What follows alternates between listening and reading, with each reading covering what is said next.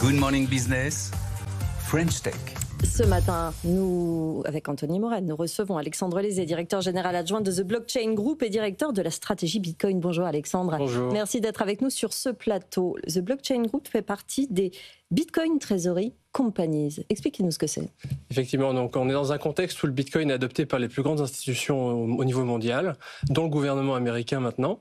Et donc The Blockchain Group vient fournir une forme d'exposition au Bitcoin avec une forme de rendement, on y reviendra, pour les différents types d'investisseurs, et en France par exemple accessible dans le PEA, et qui permet finalement à The Blockchain Group de lever du capital en tant que société cotée pour accumuler du Bitcoin et augmenter au fur et à mesure le nombre de Bitcoin par action, qui permet finalement de fournir cette forme de rendement ou d'effet de levier sans pour autant ajouter un effet de levier sur l'entreprise elle-même.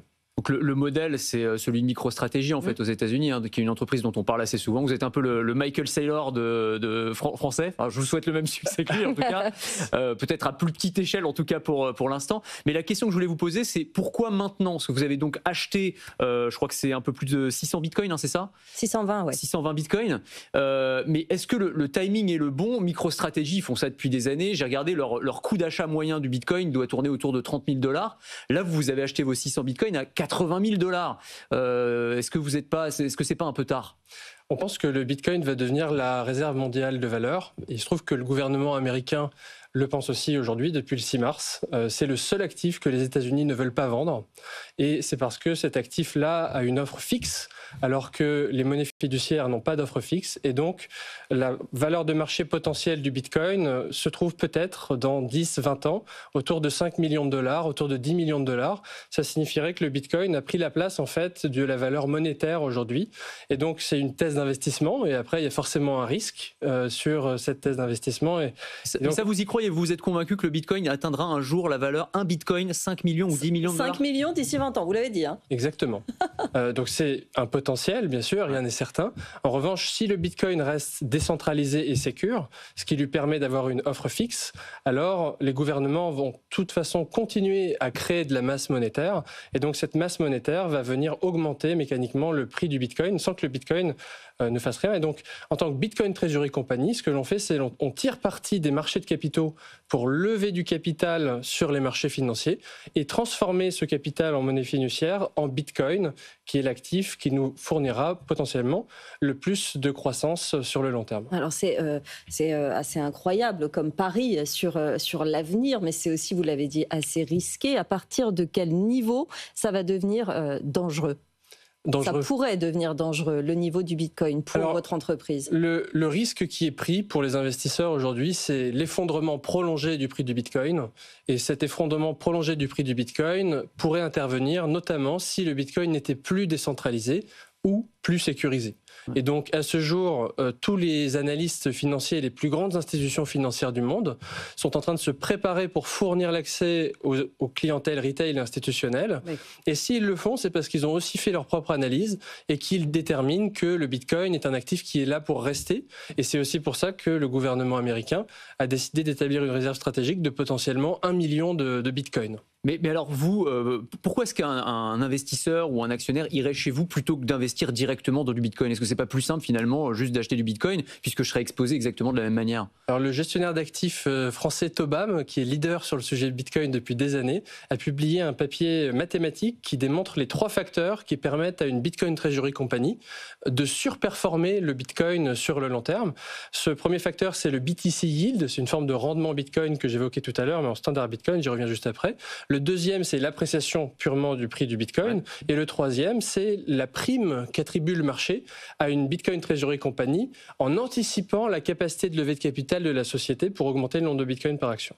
Et donc le BTC Yield est un facteur central puisque c'est la capacité de la société d'augmenter le nombre de Bitcoin par action au fur et à mesure du temps. Pour vous donner un exemple très concret, dans la dernière opération qu'on a fait en mars, on avait au début à peu près 90 millions d'actions.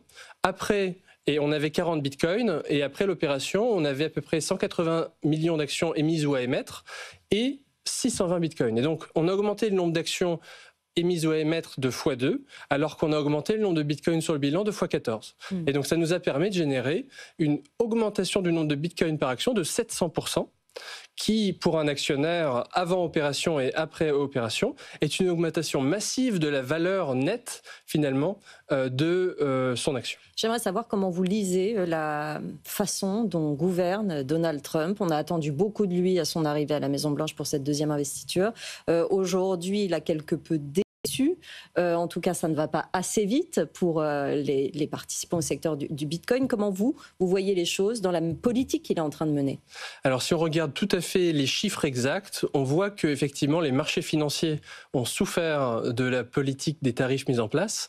Effectivement, le S&P 500, le Nasdaq, le CAC 40 ont perdu moins 5, moins 10% sur 6 mois, alors que le Bitcoin, lui, a pris 30%. Et dans cette période-là, nous avons pris 400%.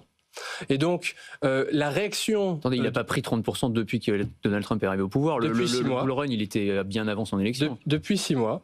Le Bitcoin a fait plus 25-30%. Voilà, il est retombé il est retombé à 85 000. Parce que depuis les annonces, franchement, les annonces sur la réserve stratégique, c'était pas vraiment à la hauteur de ce qu'on attendait. On attendait un truc complètement incroyable, que les États-Unis, en gros, je sais pas, je dis n'importe quoi, achètent 100 000 bitcoins par an. Et finalement, ça va pas du tout être ça, quoi. C'est pas du tout ce qui a été annoncé en définitive. Alors en fait, il y a eu une déception du marché sur le timing, c'est-à-dire que le marché pouvait s'attendre à des achats immédiats du gouvernement américain.